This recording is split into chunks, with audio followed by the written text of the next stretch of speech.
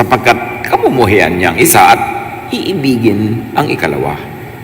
Paglilingkuran ng tapat ang isa at hahamakin ang ikalawa. Hindi kayo maaaring maglingkod sa Diyos at sa kayamanan. At naway paliwanag ng Espiritu ng Diyos sa atin ang tunay na aral ng nakakalitong kwentong ito. Isa-isahin natin at hanapin natin ang ginintoang butil ng mga aral dito. Luke 16:1-2. Jesus said to his disciples, "A rich man once had a manager to take care of his business, but he was told that his manager was wasting money." Siyempre, lagi may nagre-report, may nagkukwento, at nakarating sa tenga ng amo na naglulustay ng salapi ang kanyang manager. We are not told by Scripture if this was verified, if this was really checked and found to be true, but there was this accusation. So the rich man called him in and said, "What is this I hear about you? Tell me what you have done. You are no longer going to work for me." So on the strength of the reports, yung amo, tinatanggal na niya ngayon sa trabaho itong kanyang manager. Noong unang panahon, ang mga trabahador ay nakatira sa bahay ng kanilang amo, mga among mayayaman, may compound, maraming nakatira doon, dahil wala naman mga sariling bahay itong mga ito. Buti pa sa Pilipinas, may aliping na mamahay. Itong mga ito, mga aliping sa gigilid. Wala silang sarili mga tahanan. So if you're fired, it means wala kang bahay, wala kang kakainan, you have nothing. You will be out in the streets. But the main lesson in this story, you should never be, and we should never be confused, is about accounting. It's about auditing. It's about the issue of wasting money. How the money was wasted, we do not know. We are not told. Yung ba ay wasted on extravagant projects for the same amo? Yun ba ay kinupit? Yung ba ay itinanim ng mga walang bunga? Yung ba ay nasayang sa mga maling mga projects? Basta wasted. Nakataya dito ngayon, position, yung kanyang salary or its equivalent, tenure. Ang lahat ng ito pala'y walang katiyakan. Pwedeng-pwede ka matanggal kahit anong oras. Luke 16:3-4 sa pagpapatuloy. The manager said to himself, "What shall I do now that my master is going to fire me? I can't dig ditches and I'm ashamed to beg." So ang pinoproblema nitong manager na matatanggal ay how to secure himself. Hindi niya problema yung issue of wasting money. Ang pinoproblema niya ngayon, paano niya sisuguruhin ang kanyang kalagayan matapos siyang tanggalin. Verse 4, "I know what I'll do, so that people will welcome me into their homes after I've lost my job." So papalayasin silang amos sa bahay na yon. Ang kailangan niya, ibang titirhan, ibang magiging amo niya, ibang kukup-kup sa kanya. So he's problematizing about finding security. At ang security na hinahanap niya, hindi yung magkapera siya at tustusan niya ang kanyang sarili, kundi may mga taong matuwa sa kanya para kupkupin siya kung pinalayas na siya ng kanyang original amo.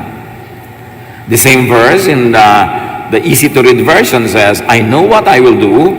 I will do something to make friends, so that when I lose my job, they will welcome me into their homes."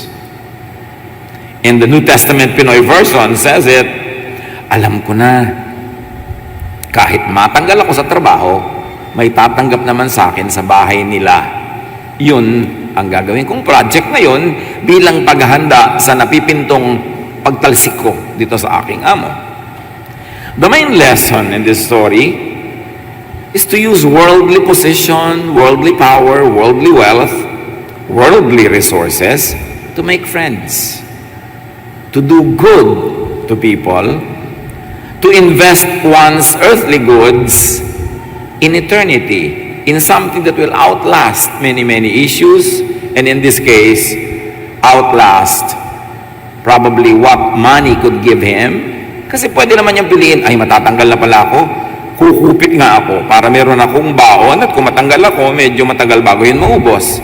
No, wise siya, hindi niya inisip na yung bulsa niya ang punuin ng pwedeng security ng kanyang buhay pagkatapos siyang matanggal, hahanap siya ng tatanggap sa kanya para doon naman siya mamasukan o doon siya makitira.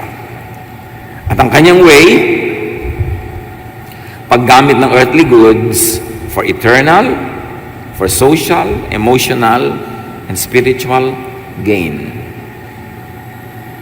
Gagamit siya ng kanyang power. Ang power niya noon, magbura ng utang ng mga nagkakautang. Bagamat hindi sa kanya nagkautang ang mga ito, may power siya ngayon kasi siya yung manager, siya yung bookkeeper, siya yung lahat-lahat para magpatawad ng mga utang. Bago natin agad-agad na husgahan itong servant na ito kung bakit siya nagpatawad ng mga utang, dapat muna nating suriin kung bakit maraming tao nung araw lumulubog sa utang. The economic system of the world then, as it was until very recently in the Philippines and even in some areas still is, yung mga landlord, yung mga mayaman, hindi ka makakaiwas sa manghiram sa kanila kasi magigipit ka mamamatayan ka, may ikakasal, magkakaroon ka ng pangangailangan. Minsan, numumorsyento ka lang sa ani, pero walang ani, may bagyo, may baha. Pero kakain ka pa rin, so uutang ka sa landlord, uutang ka sa mayaman. At noon, hanggang ngayon, maraming magpautang para sila mga usurero. Ang laki-laki na interes. Nung araw, mga magsasaka sa Pilipinas, uutang ka ng 2 kabang bigas sa amo mong may lupa. Ang bayad doon, 3 kaban. Ang laki. Kaya uutang ka, next year, uutang ka ulit dahil meron na naman pangangailangan, meron nagkasakit. Lulubog ka ng lulubog ng lulubog. At maaaring ito ang alam na detalye nitong manager na ito kung paano dumami ng dumami ang utang ng mga tao na hindi na sila makakaahon pa. So ang ginawa niya, yung power, bagamat ipinahiram lang sa kanya yon, pero at that time was in his hand, ginamit niya para paluwagin ang buhay nitong mga nagkakautang, and in effect, earn their goodwill, earn their friendship, so that when he would already become homeless, there will be homes ready to welcome him. Luke 16:5-7. Then one by one, he called in the people who were in debt to his master. He asked the first one, "How much do you owe my master?" 100 barrels of olive oil, the man answered. So the manager said, "Take your bill and sit down and quickly write 50. So 50% binuran niya. Siguro alam niya na iba ang in-apply na pag-interest dito sa kawawang taong ito. So 50. Pero iniisip lang natin yon. Pwedeng talagang hindi naman ganon. But it is a possibility. The manager asked someone else who was in debt to his master, "How much do you owe?" 1,000 bushels of wheat, the man replied. The manager said, "Take your bill and write 800. So 20% lang ang binura niya dito sa isang taong ito. No matter what happened and no matter the mechanics, the result was he created goodwill, friendship. He created a safety net for himself. Are you bothered by this ethical issue? Nakakalito rin naman talaga, di ba? Kasi bakit siya nagpatawad ng utang na hindi naman siya yung kinakautangan? Bakit siya nakasuhan, etc., etc. But bago natin husgahan yung kamalian o katamaan ng kwento, unawain muna natin kung paano iniintindi ang mga parables ni Jesus. At in general, mga parables ng unang panahon, hindi siya dapat binabasa literally.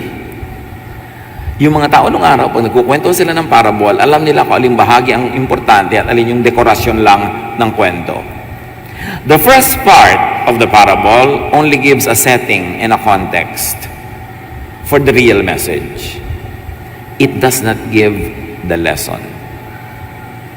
Halimbawa, yung may amo, tinawag yung kanyang manager, yung manager, nagpatawad ng mga may utang, hindi yun ang lesson. Hindi yun ang pagkukuhanan ng lesson. Because you will get a wrong idea. The first part of the parable does not really matter. Like the first part of a bugtong. Marami sa atin dito umabot pa sa bugtungan. It is sad, wala nang nagbubugtungan halos. Pero yung pagbubugtong is a mental exercise. Ang tatalino ng mga ninuno natin kasi pag wala silang magawa, nagbubugtungan sila. Nag-iisip, mga riddles. Kailangan gamitan mo ng utak para mamalutas. Kung hindi man, nagbabalagtasan sila, nagtutulaan sila impromptu. na may sukat at mayroong rhyme. Ha? Ang kagaling nila nun, may mga mental exercises. Now, let's go to one bugtong. Isda ko sa Maribeles, nasa loob ang kaliskes. Sagot? Choir yata, alam ninyo yung mga bugtong ano. Ano ba mga edad nyo? Hindi, talaga lang pala-aral kayo. Isda ko sa Maribeles, nasa loob ang kaliskes. Ang sagot, sili. Bakit sili? Yung mga buto ng sili, nasa loob para mga kaliskis ng isda. Okay? So, yung isda ko sa Maribeles, baliwala yun ang first part. Hindi mo yung pinapansin, hindi yung kasama sa riddle. Kasi kahit isda ko sa Tondo, isda ko sa New York, won't change the answer. But the important thing is the second part. Nandun yung ideya, nasa loob ang kaliskis. So yun ang mahalaga, hindi yung part 1. Heto na si Ingkong, bubulong-bulong. Sagot? Bubuyog. Di ba? Bubulong-bulong. Ngayon, kahit na ito na si Tita, ito na si Lola, ito na si Madonna, walang kinalaman yung sa bugtong. Ang mahalaga yung bubulong-bulong. Kaya lang, alang mo magbubugtong ka, sabi mo sa pinsan mo, may bugtong ako sa'yo. Ano yun? Bubulong-bulong. Kulang naman, lagyan mo dekorasyon. Kaya, eto na si Ingkong, bubulong-bulong. Pag ang pinakinggan mo, yung Ingkong, hindi mo masod. Kasi yung mali ang tinitingnan mo, yung Ingkong, doon sa bubulong-bulong ka tumingin. Ganon din ang pagbasa ng parable. Heto na si Kaka, bubuka-buka ka. Anong sagot? Gunting, hindi balerina. Ano ba naman kayo? Gunting. Pero walang kwenta yung heto na si Kaka, kasi pwede yung heto na si Vilma, heto na si Nora, heto na si Amalia. Hindi pa rin masosolve yun. Kailangan yung bubuka-buka ka. Nandun ang idea. The first part of the parable, like in the bugtong, should not be seriously factored in the extraction of the lesson or the teaching. Kaya mga nalilito dito sa pinag-aralan nating parable, minomoralize nila yung manager, yung tinanggal, yung nagpapayad ng utang. Hindi yun ang kwento, yun ang first part. Ang mahalagang aral sa parable ay nasa second part.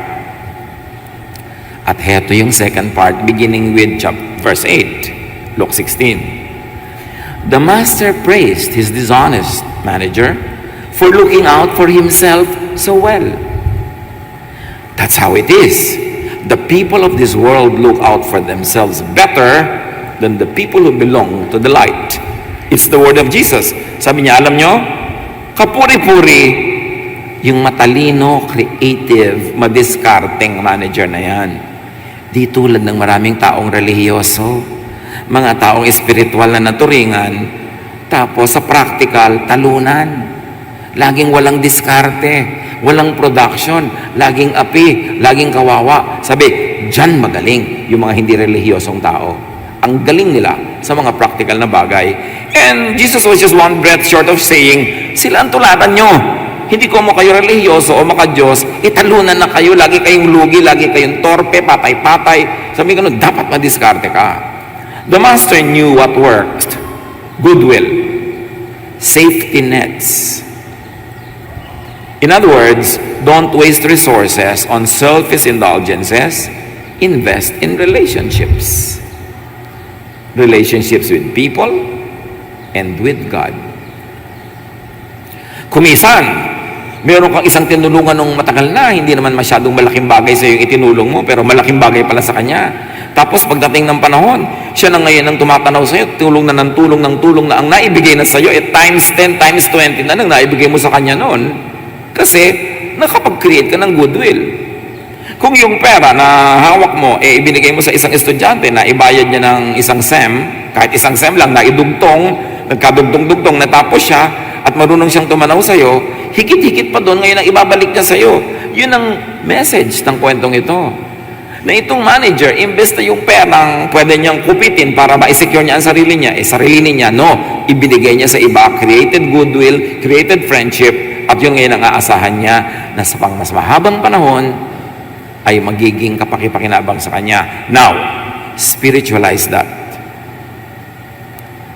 That whatever we have, instead of indulging only on selfish consumption, i-invest natin in the kingdom of God, i-invest natin in the promotion of His work, in the doing of the charitable and loving work of Jesus. You are actually meaning goodwill with God. At kung natuwa sa iyo ang Diyos, nag-invest ka sa tama, yun ang safety net mo in the future. If you like to really over-spiritualize that, think about it as benefiting you in eternity. But if you want to confine to earthly dimensions, it will benefit you in this life if you please God by being good to people. By correcting an injustice, which was probably the case with these mga lumubog sa utang, by giving to them what is in your power to give. At hindi na issue na hindi yung binigay mo ay hindi sa'yo. Yun yung part 1 ng bugtong. Ang point is, whatever is in your power, ibinigay mo sa mga tao para gumaan ang kanilang kalagayan, malutas ang kanilang mga problema, makahinga-hinga sila, mapahinga sila sa kanilang mga pagod at hirap, sa mga gumigipit sa kanila.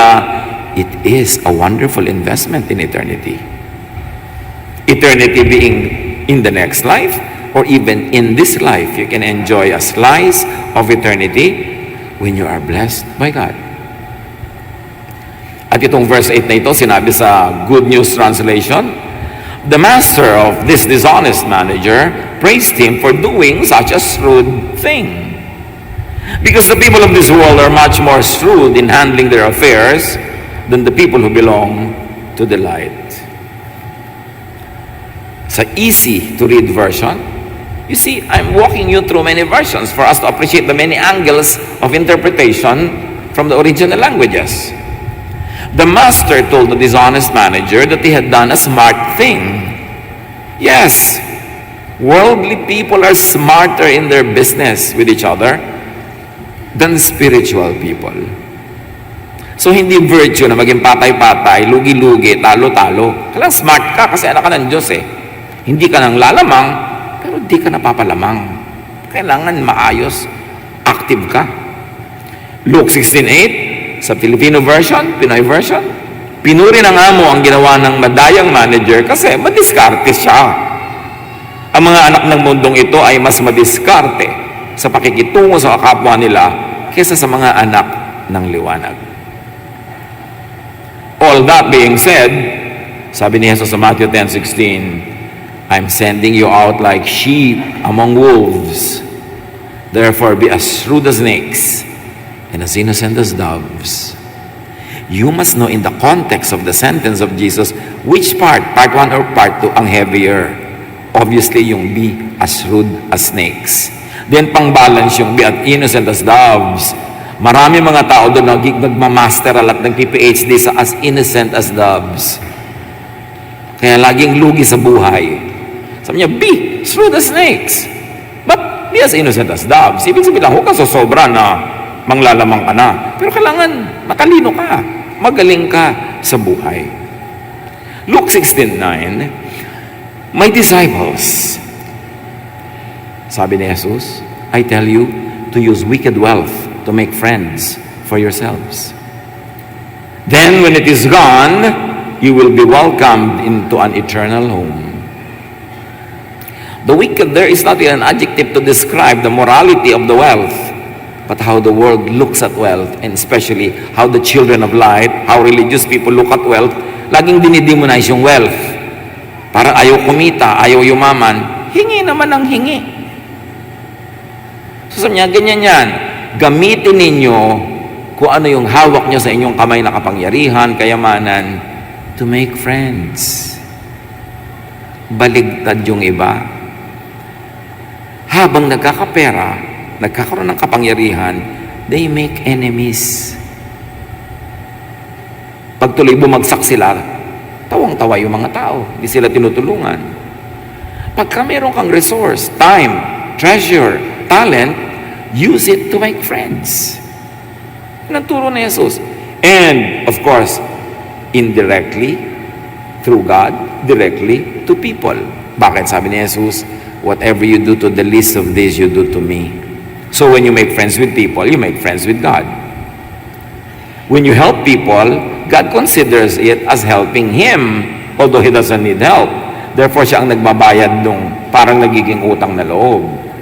And God is no man's debtor.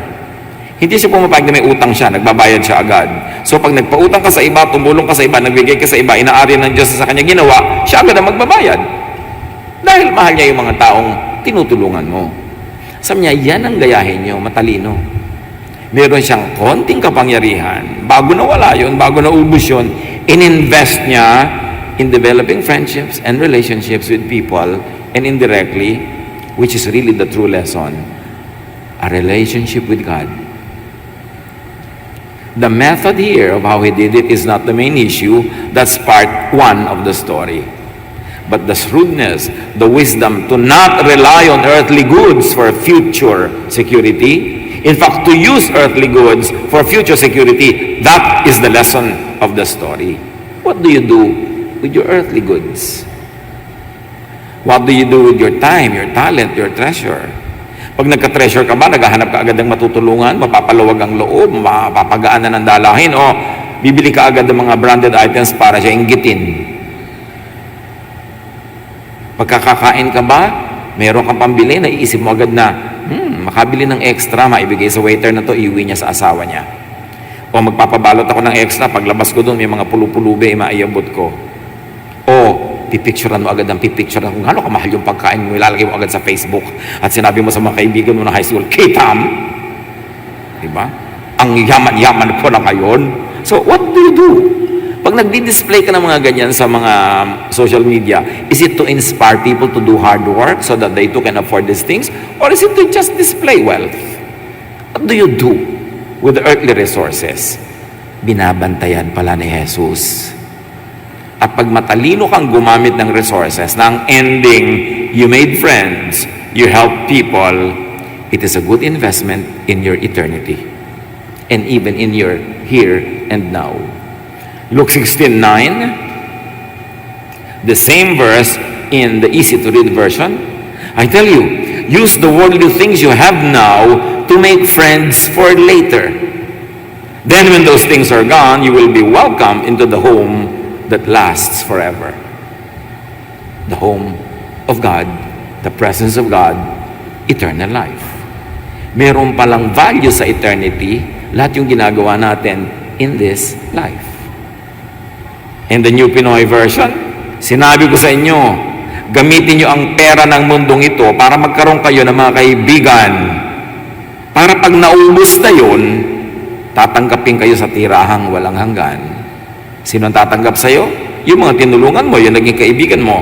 At kundi man sila, ang Diyos ang tatanggap sa'yo. Yun ang true wisdom. Use worldly resources for emotional and spiritual gain. Kailangan ito ng konting concentration, mga kapatid. Sinabi, pag ginawa mo ito, you will have a slice of heaven. It is good for your eternal life. Now, eternity is not only after you die.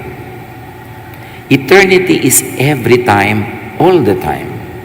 So in this side of life, when you do what is pleasing to God, God's presence becomes very powerful in your life, that the effect of that presence becomes great blessings that could be measured, could be felt, could be seen, could be tasted.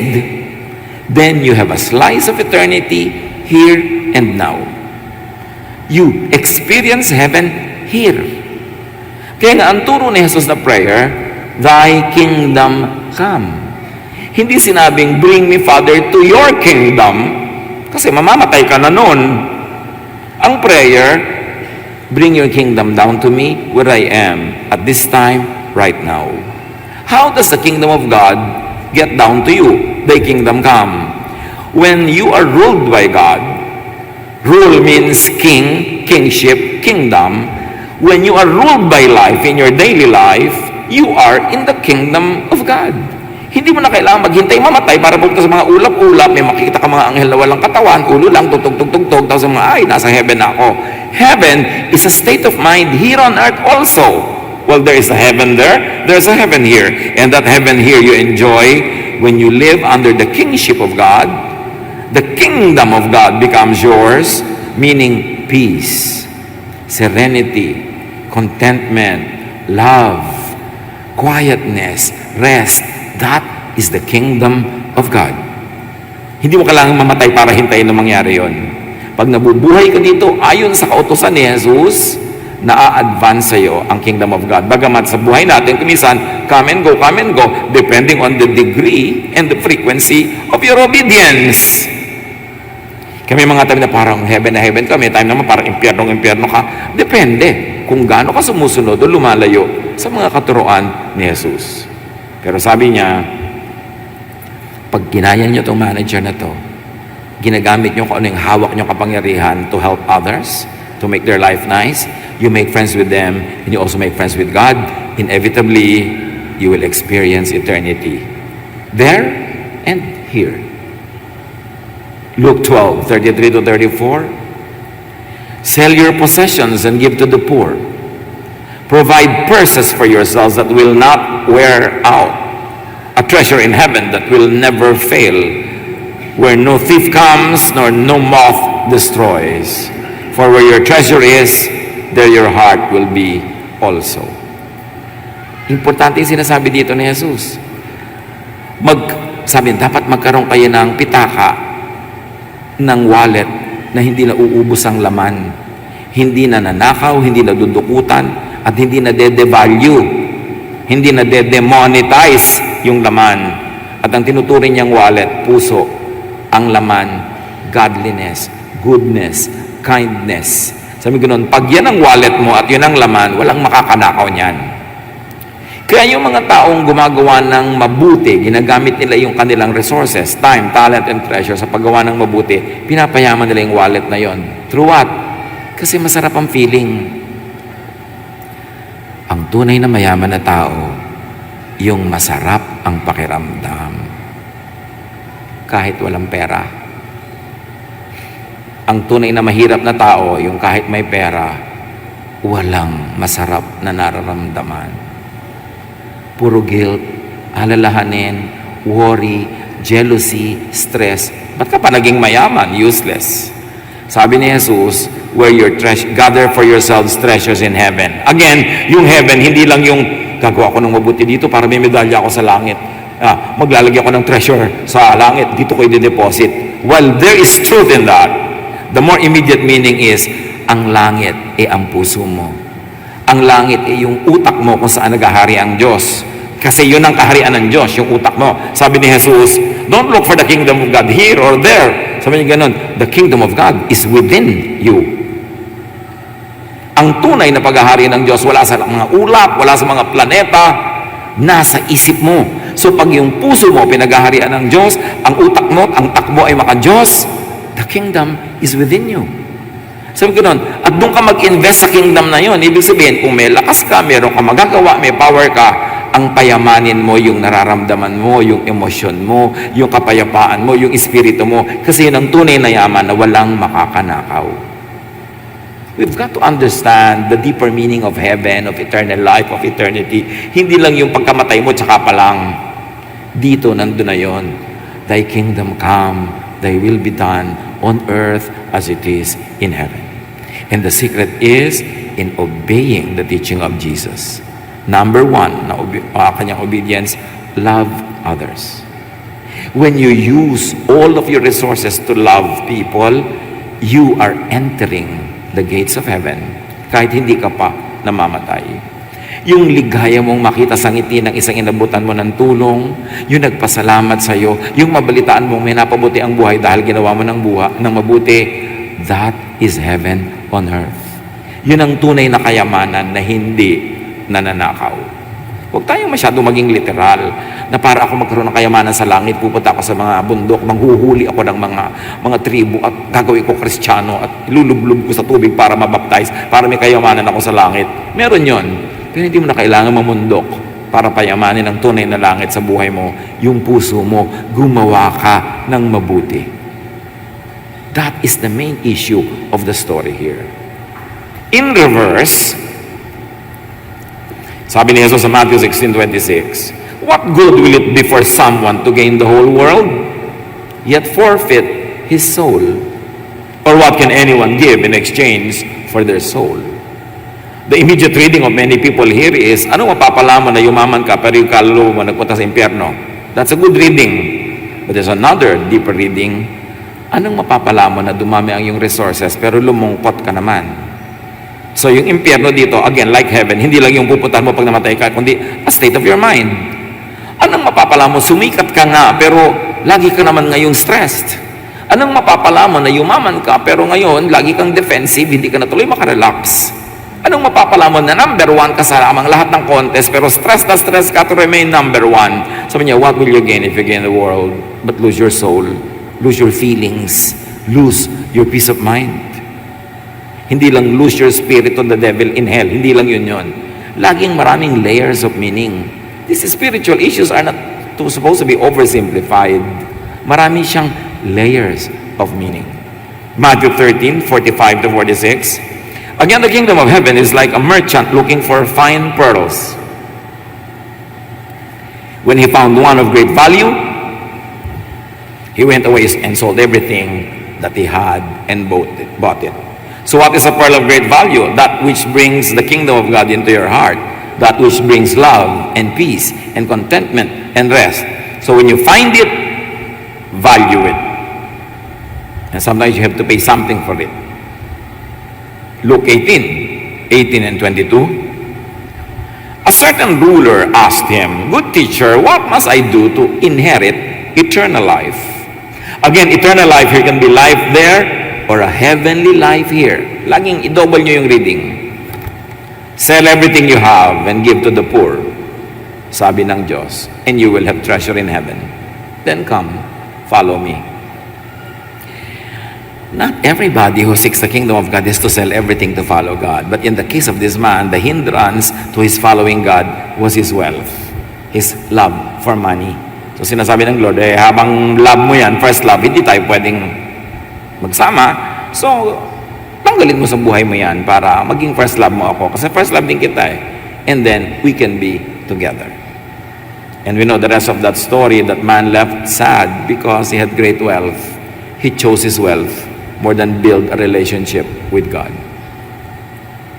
However, people can use their wealth in reverse to build the relationship with God and with people. So nasa sayo yan kung anong gagawin mo. And wealth is not always money. It's time, talent, treasure, any power at your disposal. Luke 16:10 to 11. Anyone who can be trusted in little matters can also be trusted in important matters. But anyone who is dishonest in little matters will be dishonest in important matters. If you cannot be trusted with this wicked wealth, who will entrust you with true wealth?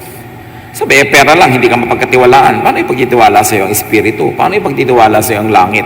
So, dyan man lang, pumasa ka muna. So, ang tunay na dinaya ng sinasabing nandaya na manager is yung earthly amo niya, which could be the symbol of the world and worldliness. So, hindi masamang dayain yon. Ang dinaya niya is isang mandaraya, isang nakakadaya, isang pag nagpadala ka sa kanya, yung pera magiging Diyos mo, kahit manggipit ka ng iba, yun ang dinaya niya. Hindi tao, idea, greed, materialism. Yun ang you wicked, lazy servant. You should have put my money on deposit with the bankers so that when I returned, I would have received it back with interest. Ayaw ng Diyos na yung ibinigay niya sa iyo, isasoli mo lang ng walang kinita, walang binunga, at wala malang interest, zero. Mapapagalitan ka. At yung konting ibinigay sa iyo, babawiin pa at ibibigay yon doon sa marami na dahil siya ang nagpaparami. Kilalanin niyo ang Diyos sa mga ipinapakilala ni Jesus, ha? Hindi siya tolerant sa mga tamad, mga palaasa. Binigyan mo ng talent, ayaw gamitin yung talent, ayaw i-develop. Babawiin yan. Ibibigay dun sa mayaman na, yayaman pa. Kasi ang gusto ng Diyos, laging nagmumultiply tayo. And you've got to invest all your talents in the heavenly bank, which is the work of Jesus. It doesn't have to be straight religious work. Maraming works in Jesus, magpakain ng mga mahihirap, mag-aruga ng mga kawawa, mag-alaga ng mga may sakit. It doesn't have to be in the name of any religion. Kasi beyond religion, yung mga gawa ni Jesus, Jesus is above religious identity. Luke 16:13, you cannot be the slave of two masters. You will like one more than the other, or be more loyal to one more than the other. You cannot serve God and money. Dapat you use your money to serve God. You don't sacrifice God for the sake of money. So, mukhang pinuri ba yung madaya? Mukhang panalo yung masama? Mukha bang crime pays? Of course not. That is not the lesson. The lesson is Colossians 3:2. Set your minds on things above, not on earthly things. Value human relationships more than money. And if you can use money to enhance human relationships, the better for everyone. The shrewd manager did this. Jesus made him an example for all of us. Matthew 6:19-20. Do not store up for yourselves treasures on earth, where moth and vermin destroy and where thieves break in and steal. But store up for yourselves treasures in heaven, where moths and vermin do not destroy and where thieves do not break in and steal. At ano yon? Heaven ba yon? Yung puso mo. Ang ilagay mo sa puso mo yung hindi nananakaw. Kaligayahan, kapayapaan, katahimikan.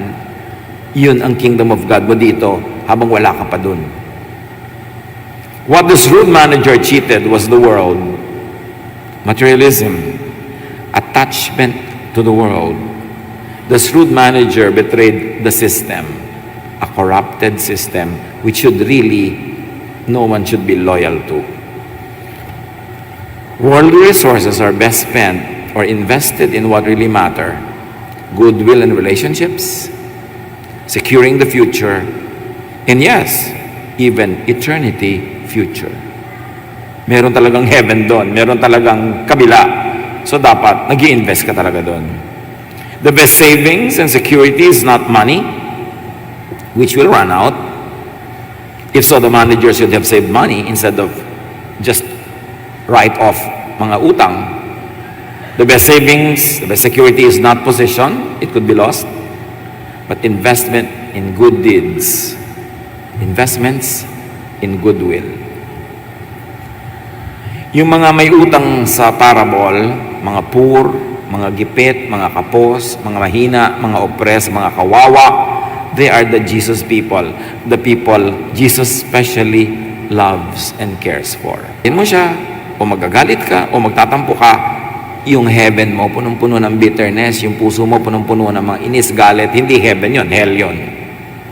You've got to always create heaven in your heart. And it's only by doing the work of Jesus that that can happen. Secure yourself through and by investing in the wellness of your soul, your spirit. Yung mga tao, bigla-bigla nila kumisang namamatay, naninigas, inaatake, kasi marami silang na-deposit sa puso nila ng mga negative things. Inis, galit, stress. Poisonous yan. Hindi mo kailangan ikaw lagi ang maglagay, pero nilalagyan niya ng mundo, pag pinayagan mo, mapupuno. Ikaw ang magbabayad. Because whatever you plant, you harvest. Ituring niyo ang inyong isip, ang inyong puso na kaharian ng Diyos. Huwag kayong magpapasok ng mga panggulo, pampahira, pamparumi, kasi kayo rin ang magdadala. Because the kingdom of God is within you. Father, thank you. Thank you that we can be aware, that we can invest in what matters, in eternity over there, and in the goodness, wellness of our hearts, our emotions, our feelings here. Teach us to choose you over material things, to choose goodwill with people over money, to choose things that have eternal value more than things that will only last for a moment.